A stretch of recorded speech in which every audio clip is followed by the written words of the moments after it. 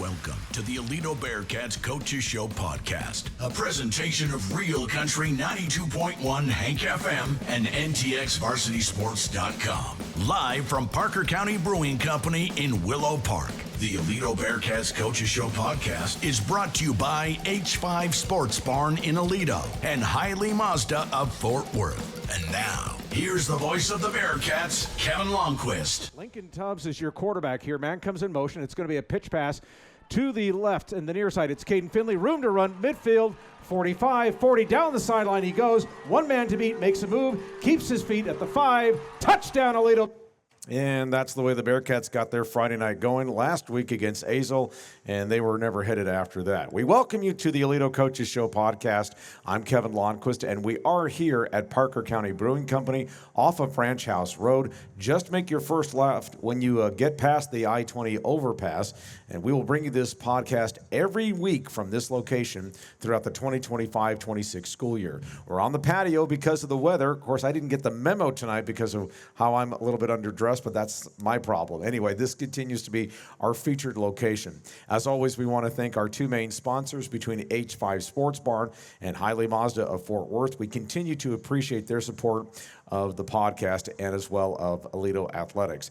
Number one, Aledo, now 9-0, following its statement 73-0 manhandling of Azle this past Friday on senior night at Din-mbuh Stadium. Second straight week, this team has hit 70-plus points. It scored 72 the previous week at Richland. With the Azle win, the Bearcats are now 7-0 in District 3-5A. The national record district winning streak is now at 134. Now, what I'm about to read to you is a little bit incredible. Aledo has won another district championship. That's not surprising.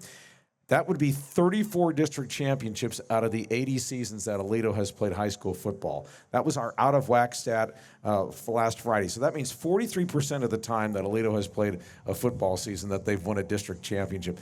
That doesn't even happen, Coach. I'll get to, I mean, you have a quick reaction to that? No, I had no idea. I never heard that. Deacon stat, found that, by the way. Yeah, of course he did. And then of course, half of those, we've done all, in the last, 17, 18 years. Yeah, it's crazy. Bearcats will finish the 2025 regular season on Thursday, so note the day, in Denton. They will be back at the C.H. Collins Complex to take on an improving Denton High Broncos team. They're under a new coach, and we'll get to that here in just a few moments. Denton is 4-5, 3-4 in District 3-5A. Broncos are coming off a 43-19 victory at Granbury last week. As always, 92.1 Hank FM has the call for you. Pre-game show starts at 6:30. Kickoff is at 7 with yours truly, Kyle Hicks, Mercedes Meyer, and the Deacon.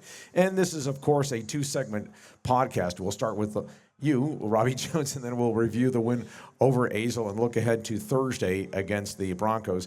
Then a couple of present and future parts of the offensive line join us. That's junior right tackle Omari Din-mbuh and then junior center Grant Forman. Okay, Coach, so before we get into Azle, again, that number of 34 or 43% of the time, and you mentioned it too, that half of that pretty much during the Din-mbuh era, and of course your era, you have the last three, but it kind of speaks to how a program just kind of recycles itself. That's probably not the right way to say it, but it's an expectation that these are why you're playing these games. This is why you're going through off season, because this is what we're looking for, and that's the first step to where you all want to go. Yes, sir. And of course the final step is to go win a state championship. But before you do that, you want to win that district championship. And these kids that are in the program right now have not experienced a loss in district, which is kind of amazing.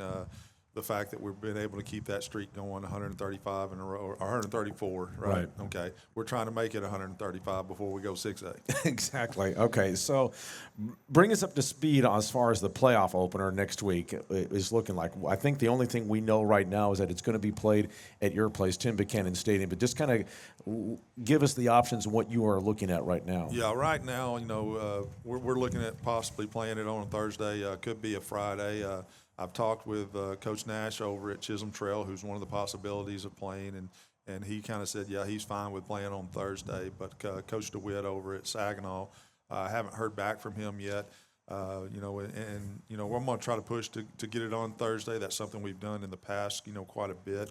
So we like playing that first round on a Thursday.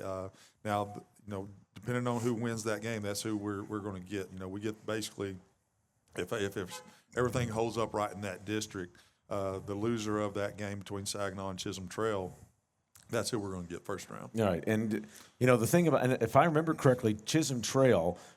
Last year, you played them on a Friday, but I think it was because they were getting new uniforms. Their coach came to you and said, "Can we really appreciate the playoff experience?" And you were able to accommodate him on that. Yeah, I mean, and that was Rickland Holmes. He was only there for a couple of years.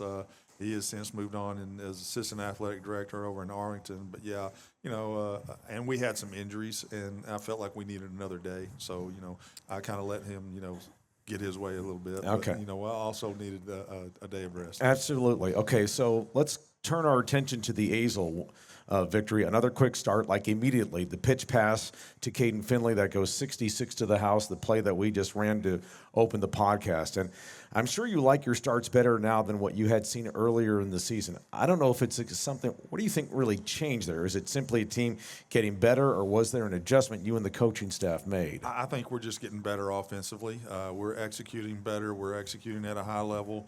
We're getting the ball down the field a lot better than we were early on. Early on, that was one of the big things that was keeping us from putting up big numbers. Was we weren't connecting on passes down the field. I think the second touchdown was set up by a long pass to Bain Martin, where he got tackled somewhere around the 5-yard line. Mm-hmm. But we're hitting on those long passes right now, and as long as we can keep doing that, we're going to be an explosive offense. Okay, we continue to see the growth of Lincoln Tubbs. He doubles down on his career high outing against Richland with another career high day against Azle, 293 yards, 5 touchdowns.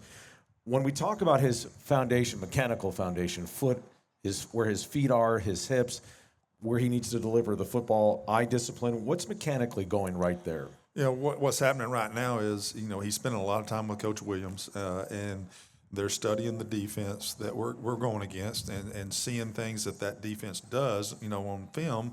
And then he's able to go and take that to the game and put the ball in the right spot. And that's the main thing right there. The mechanics and all that have been there. Of course, Coach Williams keeps tweaking on those. He's also the quarterback coach. So, But, the main thing is he's going to the right receiver. When they change their coverage and they roll a coverage, he knows which receiver to go to, and he's making the right reads right now. And he has plenty of options to get to, which we'll speak about here in just a few moments. But securing the football, just one interception. That was against Denton Ryan. I probably jinxed it now because of what I just said there. But I think that tells me, though, that things are slowing down for him more. And you just mentioned that a few moments ago about knowing to go where the football is if a coverage is a certain way. But is there anything else you want to expand on with that? And he was inexperienced. He had spent the last 2 years not getting to play a whole lot of quarterback. Sophomore year, he was a starting JV quarterback, broke his collarbone in the first quarter of the first game. Right. So he missed the rest of the year. And then when he did come back, we moved him to receiver because we felt like he could help us at receiver as a junior, and that's where he spent last year. He did a little bit of wildcat quarterback, but I think he just needed to get comfortable in the pocket. Our offensive line is doing a great job of giving him time and creating a pocket for him to step up in and make those throws. So, you got to give credit to the guys that are coming up here in a minute and talking is, they're helping that quarterback feel comfortable in the pocket and able to get the ball down the field. Of course, he didn't play in the second half, but he made a play. I want to say it was in the first quarter where he kind of stepped up in the pocket, moved a little bit to his right when the rush was coming at him, and made a deep throw. Maybe that was the play to Bain Martin, but that was kind of such a – if you remember that play, I seem to think that was kind of like a taking of another step for him. Yeah, early in the year, he was probably taking off running as opposed to stepping up in the pocket and being able to find the receiver down the field, and he has still made some plays with his legs as well. He did have a third down where he didn't see what he needed to down the field. Whoever it was he was supposed to throw the ball to was covered, and he took off running and picked up a big first down. So, he's a threat. And that was one of the things that Coach Doris, when I was talking to him pregame, was that, he said, man, 12's really come along, and he's made y'all a different football team.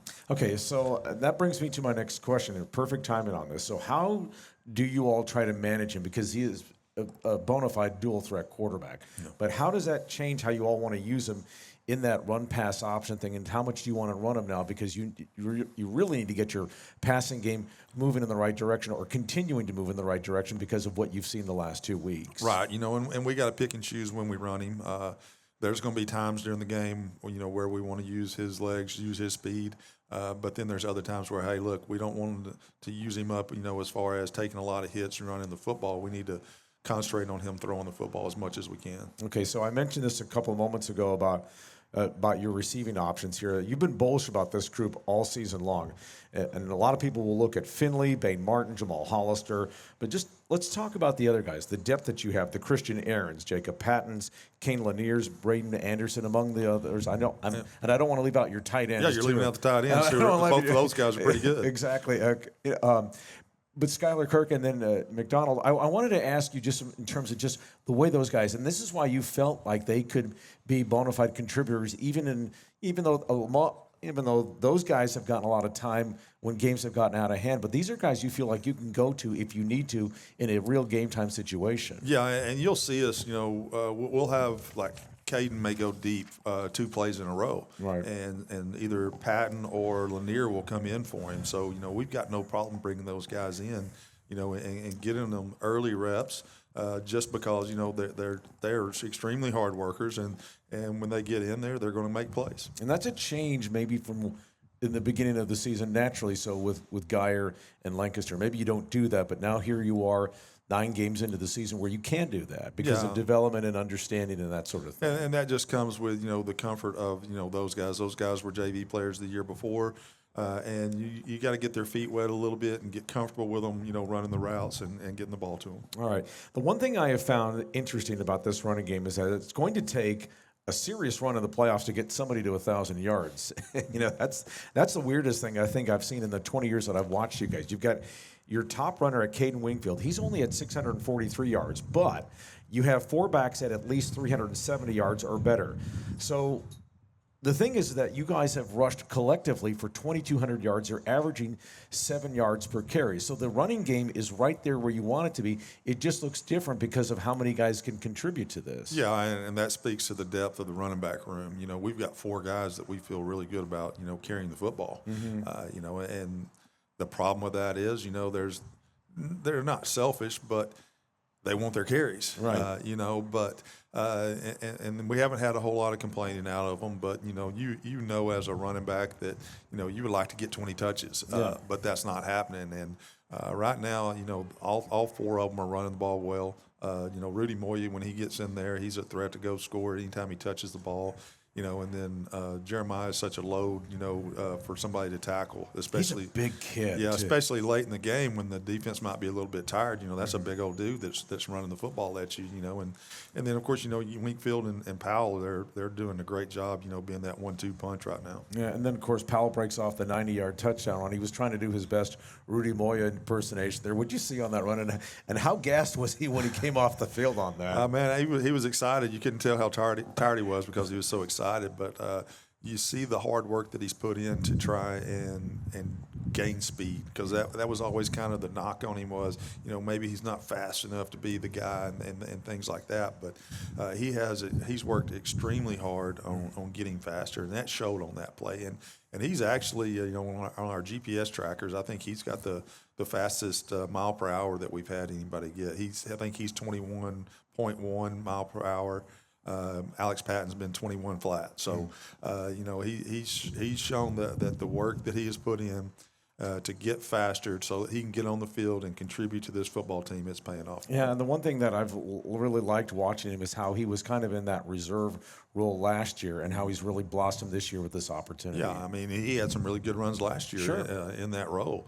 And, getting that experience and getting that playing time has led to what we're seeing this year. As we switch to the defense, minus a ding here and there, this group has been pretty healthy here. And again, I probably jinxed that too, so we're all knocking on the table here as we're doing it. And some of that is good fortune too, let's face it, because when you go through a season like this, as grinding as it is, something goofy can happen to a player. But let's get into the job of your offseason and what that has meant, and of course what head trainer Troy Little and his staff has done to put your players in the best position to get through a season relatively injury-free if they can avoid that. Yeah, the main goal in offseason is to build that strength, and when you build that strength, it helps you in all these weeks of all the pounding that you're taking, your body's just going to get beat up. But if you're strong and you're fit, you're going to be able to handle those situations a lot better. And then Coach Little's one of the best in the business. Of course, he's been here for over 20 years working with us, and he's basically a doctor, on our staff, because anytime a kid has any type of injury, he pretty much diagnoses it, and then they go get the MRI and confirm exactly what he said. And when my kids were growing up, if we had something wrong, we brought them up to Troy to see if we need to go to the doctor. And that's basically what we do with our athletes is, Troy sees them first, and if Troy sees something that they need to go see the doctor about, then they go. And he's pretty much right on just about every time. And then, not only that, he's also a physical therapist. He knows the stretches, the drills, everything they need to do to get them back on the field as quickly as possible. And again, we always talk about, like, the head coach is always going to be like the number one guy in a football program, and you hear it a lot at the college level where your trainer or your strength and conditioning program guy is going to be like your second most important person in the program. That kind of sounds like Troy to me. Yeah, that would Troy getting the kids on the field, and that's what he does. He works with them, and he does it with all the sports. It's not just football. Right. You can go into his training room. There's going to be a baseball kid, a softball kid, a basketball kid, a wrestler, and then the football kids that are in there as well. So, he's got a big job, and he does a really good job of it. All right. So as we turn our attention to Denton, that's a different looking team under first-year head coach David Beatty. People may not remember he was the head coach at Irving MacArthur for a while, and then later went on to be the head coach at the University of Kansas. What's different about the Broncos this year? What I saw the first time I put on video, of course I put on the Ryan video, their kids are playing way harder than what they played last year, and so he's got the kids motivated. He's got them, getting after it and playing, with a purpose instead of just being out there. And a good example of that was it was 14-7 at halftime against Denton Ryan, which is a much better football team than what Denton is, but they got out there and they got after those guys and they played hard and they were in the game for the most part of the game. So, that's the main thing you see is, he's got them playing with confidence, got them playing with a little bit of fire about them. And that's what my warning has been to our guys is, hey, look, this isn't the same Denton that you played last year. Right. These guys are getting out there and they're playing hard right now. Yeah. And their junior quarterback, Terrence Lopez, who I don't believe you saw last year. Remember? Did you see him, or you did see him? Okay. Yeah. Okay. So he's put together a really nice season, though. He's thrown for nearly 1,700 yards, 21 touchdown passes, has not done anything wrong. He's only thrown 2 interceptions there. So what's different about him? Not turning the ball over, is one of the big things. But, I remember him from last year, maybe getting a few runs on us and things like that. I haven't seen him run the ball quite as much, but he is doing a good job throwing the football. Okay. And the Broncos are kind of like you guys when it comes to spreading the ball with their running game. They're averaging 164 yards a game, I should say. What do you see there with their approach? Yeah, they got a couple of pretty good little running backs. They got some speed at the running back spot. That's where I've seen some of their big plays is coming out of the running game, and they'll put both of them in the backfield at times. And when they do that, they can go either way with it. So, we got our work cut out for us. It's not going to be a real simple, easy game. We got to get ready to play. We're on a short week, so we're going to be a day, behind on getting prepared for them, and we just got to go out and make sure we're executing at a high level like we have been. And of course, defensively for them, they are creating some turnovers. They've created 13 total, 9 interceptions. What's been their key for being kind of ball hawks on that side? Yeah, what I see is they're very multiple defensively. They're going to run just about any defensive front that you can possibly run. They base out of a 3-4. But then they've got one of their outside linebackers that they can move him back to a safety and getting a 3-3 stack look with 3 safeties. Then they got one of their inside linebackers that they'll drop down as a defensive end and get into a 4-2 or a 4-1 front. So, they're very multiple defensively, and they can create some confusion with the offense. And they've got some guys in the backfield that are, ball hawks. And I saw 2 interceptions against Granbury where the guy just went and got the ball. Mm-hmm.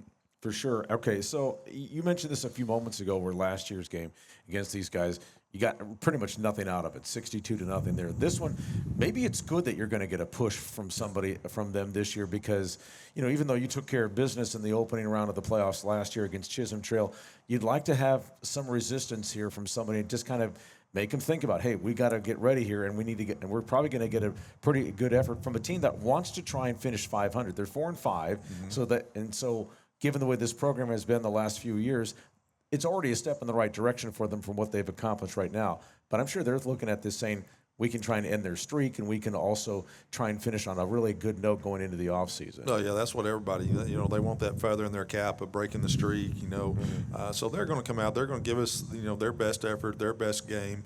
We just got to make sure that we're doing the same. And if we do the same, I feel pretty good about our chances. Okay, maybe you appreciate the extra day to prepare for the playoffs or on scheduling, depending on who you match up if you play next Thursday. But if you do play next Thursday, and you can talk about this from years of experience, but when you do play that opening game on a Thursday and you finish the season like you are going to be on schedule, what will that mean in terms of just preparation and rest and getting some guys with some dings healthy so they can be at full go next week? Yeah, that's the thing is, getting that game on that Thursday and then you go into that next week, you kind of give the kids one last weekend off. We'll come in on Friday and we'll do our normal Saturday stuff on the Friday.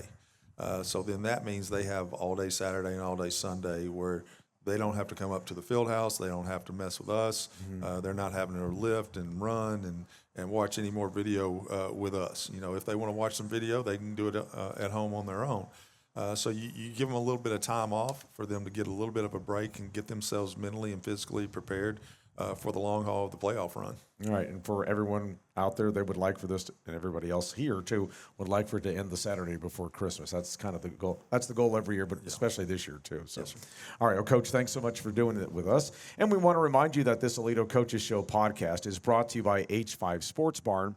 H5 Sports Barn and Nye Physio and Performance can help unlock your athletic potential and elevate your game like the Aledo Bearcats. With expert sports physical therapy, tailored recovery plans, and top-notch sports performance training, H5 Sports Barn, proud supporters of the Aledo Bearcats. And by Hiley Mazda. Head to Hiley Mazda of Fort Worth today. Their new state-of-the-art facility is conveniently located just off of I-30. Exit Las Vegas Trail and experience top-notch service and hassle-free buying. Don't forget to ask about this month's special offers. Hiley Mazda of Fort Worth, family-owned and operated for over 30 years. Stick around. The second segment of the podcast comes your way next. We'll be joined by the offensive line duo of Omari Din-mbuh and Grant Forman. We're coming right back.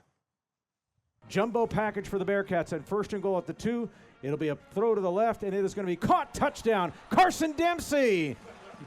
Carson Dempsey, his first touchdown as a Bearcat, I believe. And the Bearcats with that surprise touchdown to one of their senior leaders, and they were dressed all in orange in that game on Halloween against Azle. That was a really cool look. I really liked that script helmet. I'm going to ask you guys about that in just a few moments. I didn't ask Coach about that, but I'll get to those in just a few moments. Before we visit with our two guests, just want to get you caught up on a couple of Aledo notables. Girls and boys cross-country teams enjoyed tremendous showings at the UIL Class 5A state meet last Friday at Old Settlers Park in Round Rock. The girls were third. That's the third consecutive year they were on the podium. The boys were fourth. That's the best finish ever for that program. Individually on the girls' side, Molly Garrison finished second overall, a time of 17 minutes and 53 seconds. Then for the boys, Tyler Connolly was third overall, just under 15 minutes and 11 seconds. Congratulations to head coach Mike Pinkerton's program. We hope to have Mike and a couple of his runners out here next week. Then, for number 1 Aledo Volleyball, they are into the area round of the Class 5A Division I Region I playoffs. Lady Cats are meeting Pascal at 6 o'clock on Tuesday at the Arlington Athletics Center. They are now 38-2. As expected, they did get a push from Colleyville Heritage in the opening round last Thursday. A hard-fought sweep, 25-23, 25-22, 25-21. Take care of business on Tuesday, and they are on a collision course to run into number 5 Amarillo in the regional semifinals later this week, just like they did last year. It seems like Aledo and Amarillo run into each other in the third round of the playoffs just about every sport. Pleased to be joined now as we start our second segment.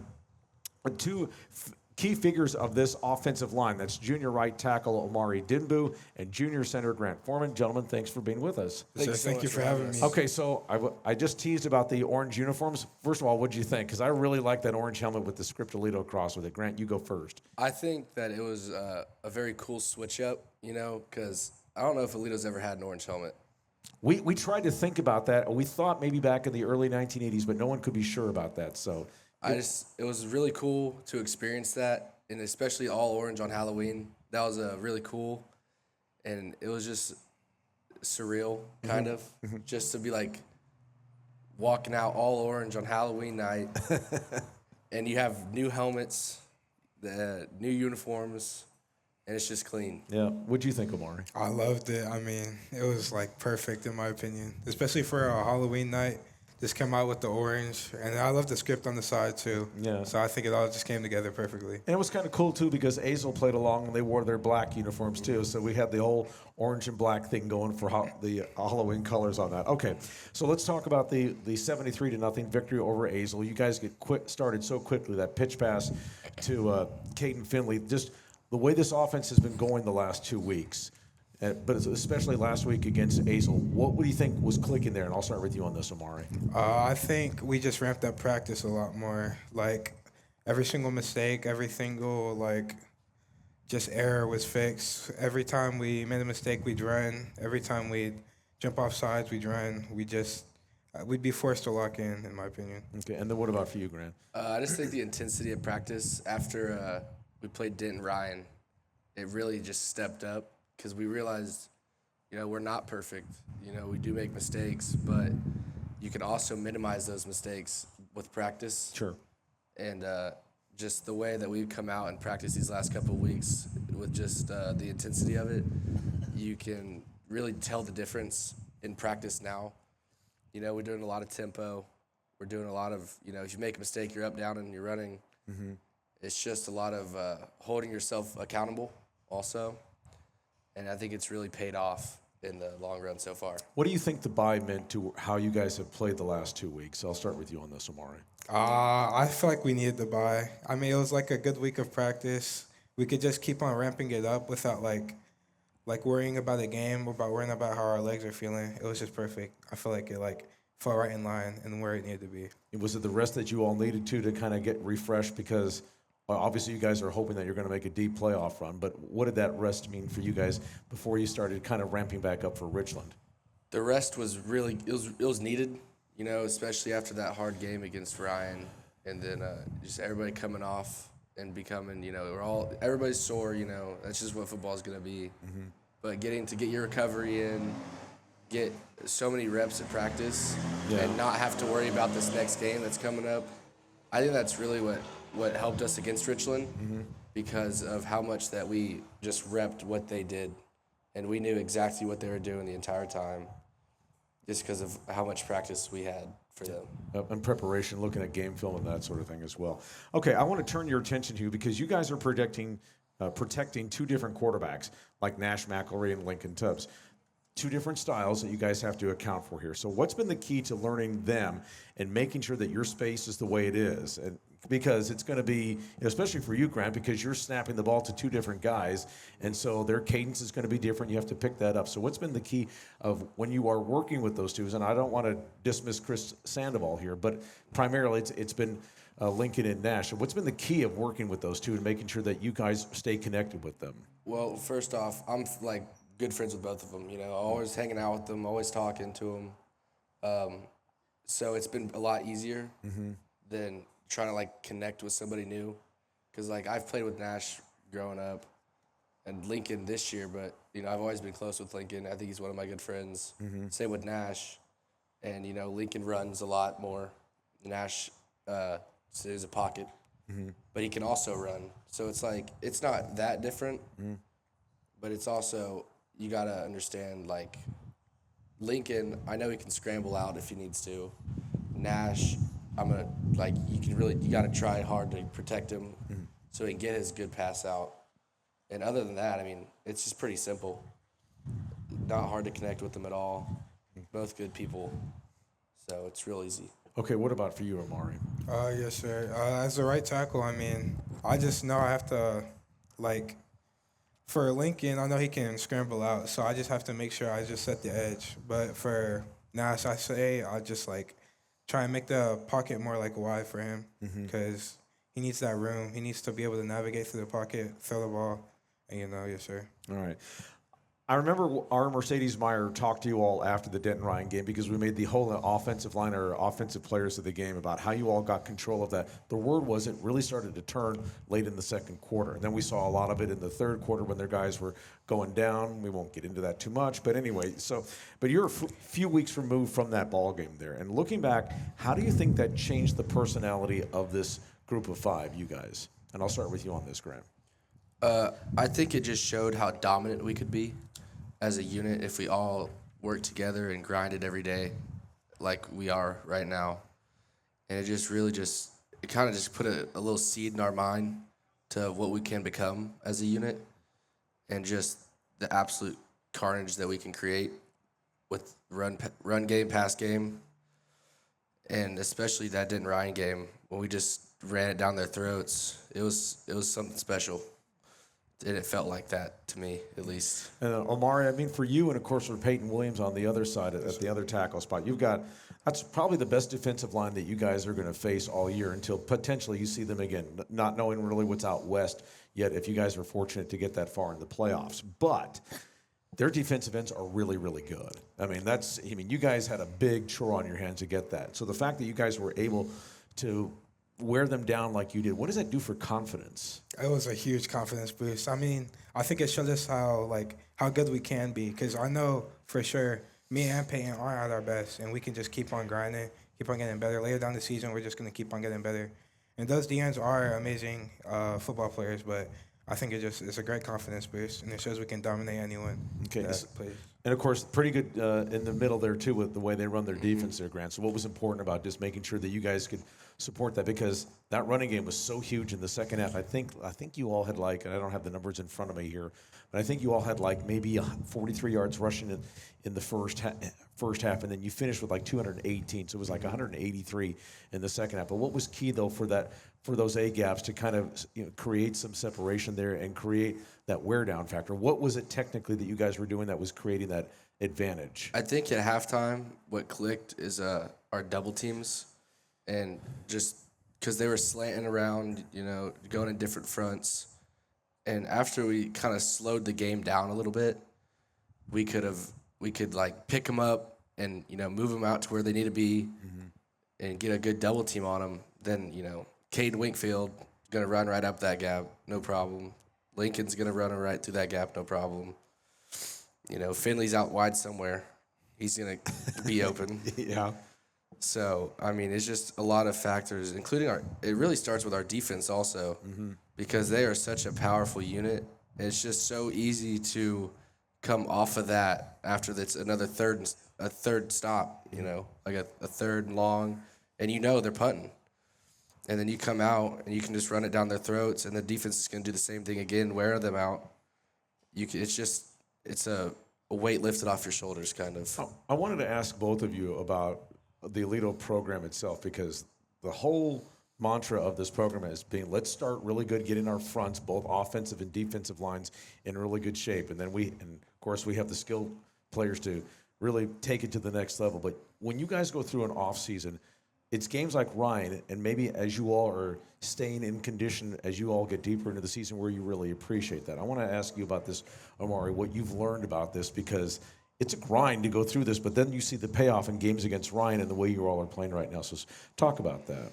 Yes, sir. I think offseason might be what makes Aledo. We work harder than I think any team in the nation, and I think it really plays off against games like Denton Ryan because, as you saw, they were over there getting injured, and we were staying up. We were just grinding. We were just dominating. I think it shows how we can dominate a team throughout the whole game, throughout the whole season.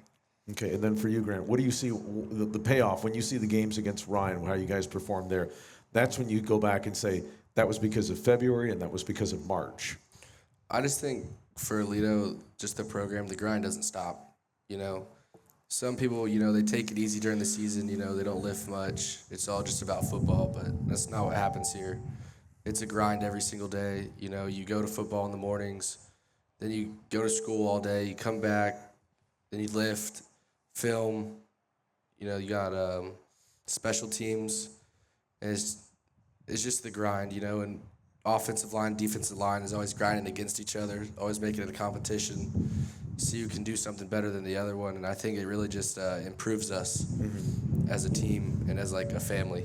All right, so I want to get a little into the family affair here with Grant. Obviously, I know you're playing with your cousin Max. That's a big deal. Played with your brother Talon last year, and so, and we talked to the Hall brothers last week, Jordan and Cameron, so about that bond and the specialty of and the special moments of being able to play like this. So just talk about the fortune that you had of playing with Talon last year. Now you get to play with your cousin this year. It was just something that I never thought was gonna happen, you know, early on, and then just the way it all played out, you know, I made varsity as a sophomore, and I could be with Talon and play with Talon. It was just something special because he was a D lineman.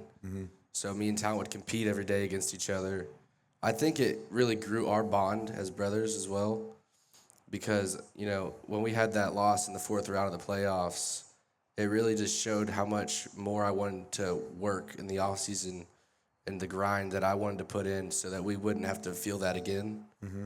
Because seeing him break down like that, it was just something different. And then Max, playing with him is so cool because, you know, I've grown up with Max my whole life, and we're both, you know, you just dominate together as a family. It's unbeatable. It's been kind of fun, too, when Max was called upon early in the season, the way he delivered against Geyer and Lancaster. I would imagine that had to be a little bit of fill your heart joy with, because he really stepped up when this team needed him. He really did. It was just so great to watch him be so successful in those games and just watching him, you know, be the player that I know he's always going to be. His first year at DN, and I think he really stepped up, and it was just such a cool moment to witness that. Sure. Okay, Omari, for you, obviously you had the fortune of watching your older brother Ansel play. Ansel's now at TCU, but you watched him go through the Aledo way of doing things, and I'm sure you picked up on a ton of things. Is there anything specific that, as you were watching him and as you were talking with them, saying, what's going to be important when it's my turn here? What did he talk to you about? Ansel, he always focus on the little things. Like if you focus on the little things, the big things will all add up. And that's all he told me every single day. Just focus on the little things. Make sure you wake up. Make sure you be there. Be there is always the most important thing. Because if you're not there, then no one can count on you. No one can count on you, really. Yes, sir. I can remember watching you in middle school because I was actually doing the PA for those teams a lot, and I remember watching them like, oh, we got another one down in the middle school area that's going to be a lot of fun to watch. Was there some question about whether or not they were wanting to play you on offense or defensive lines, or what was kind of the talk from the coaches about when you were coming up and before you got to Aledo High School? Yes, sir. In middle school, I was always D-line, and in freshman year, I played D-line too. And it was freshman year playoffs, they moved me to D-line, O-line. I was playing both ways during those games. And then sophomore year is when I made the full switch to O-line. Okay. That's what they needed me, so. And what was the thing that helped what was it that the coaches told you, or why did it feel more comfortable for you for being on the offensive line? Because you could do either. Yes, sir. I don't know, a big contributor was Peyton. Every single weekend during the off season, he would take me over to Allen. He had his trainer. We would just work all day. It was just me and him all the time. It helped a lot. All right. So as we kind of wind this down here, as you guys got through the Richland game as quickly as you did, and I wonder if that hot start against them, like you guys had 51 points, over 500 yards in the first half, did that even surprise you? I'll start with you on that, Omari. I mean, it was crazy to watch for sure, or crazy to be a part of. But no, I know what we're capable of, and that's not even the top. We can keep going. There's so much more we can do. And then what about for you, Grant? What did you see when you guys got off? Because this was a team that scared you guys last year. Could have gone for 2 for the win right at the end of regulation. Instead, go to overtime, and you guys survived. So what did that first half mean to you guys just because of what that team nearly did to you last year? You know, we came into that game remembering what happened last year, and just all of us were just so locked in for that. You know, we've had 2 weeks to prepare, and they only had 2 days because the game got switched Thursday. And we just knew that we could exploit that a little bit, and we could just move everybody we wanted to. The pass game, Lincoln had an incredible game. You know, he was throwing so many dimes. And that whenever the pass game opens up, then the run game opens up, it's just you just can't beat it. And I don't think it was very surprising because I know what we are capable of as a team. But it was also like I now know what this team is capable of. All right, and then finally for you guys, preparing for Denton on Thursday night, short week for you, of course, and you guys get to go back up to the Collins Complex. And so when you watch them on film defensively, far different team than what you guys saw last year in that blowout, 62-0. So what's the thing that you guys have to account for in this game against the Broncos? Because as you heard me talk with Coach, they want to try and, number one, try and end your streak, and number two, they want to try and finish the season at 500 at 5-5. How do you approach this, Omari? During watching film, we've noticed that they've gotten a lot better from last year, and that their defense, they like to stunt a lot, and we just have to account for that and be very sound in our gaps. And the addition of their new head coach, too, that's very important. So. Sure. And then what about for you, Grant? They are a much better team than last year, and it shows on the tapes. They slant a lot at the D-line spots. You know, they're very quick to the ball. But I think that we also have improved since last week, even with just this short amount of time we have. It's always improvement. It's always grinding. And every Saturday we're up there grinding, watching film, getting better, taking notes. I just think that we just need to establish the run game early, and then after that, it's good. Got to keep the tunnel vision. Focus on Denton first, and then the playoffs next week. Can you do it? I'm assuming you can do it. Yes, sir. All right. They've been doing it for hundreds of decades here, so I'm sure they're confident in doing that. To my far left is Grant Forman. He's the junior center, and then to my immediate left is the junior right tackle, Omari Din-mbuh. Folks, let's hear it for these two young men. And we want to remind you that this Aledo Coaches Show podcast is brought to you by H5 Sports Barn. H5 Sports Barn and Knife Physio and Performance can help unlock your athletic potential and elevate your game like the Aledo Bearcats. With expert sports physical therapy, tailored recovery plans, and top-notch sports performance training, H5 Sports Barn, proud supporters of the Aledo Bearcats. And by Hiley Mazda. Head to Hiley Mazda of Fort Worth today. Their new state-of-the-art facility is conveniently located just off of I-30. Exit Las Vegas Trail and experience top-notch service and hassle-free buying. Don't forget to ask about this month's special offers. Hiley Mazda of Fort Worth, family-owned and operated for over 30 years. Don't forget the Bearcats and the Denton Broncos will be kicking off on Thursday evening on 92.1 Hank FM, the pregame show at 6:30, and then the kickoff at the C.H. Collins Complex comes your way at 7 o'clock. And for my engineer, Zach Holmes, and the rest of the Hank FM staff, thanks for being with us here at Parker County Brewing Company. We're back next Monday on the patio. I'll be dressed better than that, I think, when the Bearcats are preparing for their first playoff game next week. We'll also hoping to have our two basketball coaches on, and girls coach Donnie Ott and the new boys coach Andrew Baker. Hope to have the cross-country teams as well led under the direction of Mike Pinkerton. Have a great week, everybody. I'm Kevin Lonnquist. So long for the Aledo Coaches Show podcast. Thanks for listening to the Aledo Coaches Show podcast, brought to you by H5 Sports Barn in Aledo and Hiley Mazda of Fort Worth. With the voice of the Bearcats, Kevin Lonnquist. Please like and subscribe to this podcast and tell a friend. You're also welcome to join us every Monday night at 7 from Parker County Brewing Company in Willow Park. It's the Aledo Coaches Show podcast, a presentation of Real Country 92.1 Hank FM and NTXVarsitySports.com.